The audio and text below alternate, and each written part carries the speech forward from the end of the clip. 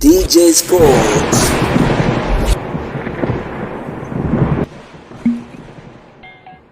Moja kati ya mchezo wa kibabe kweli, mchezo ambao unakutanisha kati ya Burkina Faso dhidi ya Equatorial Guinea.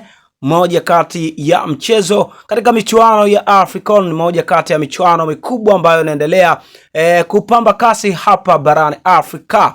Moja kati ya michuano ambayo so far imekuwa na attention kubwa sana kwa mashabiki wa mataifa tofauti. Leo mchezo ni kati ya Burkina Faso dhidi ya Equatorial Guinea.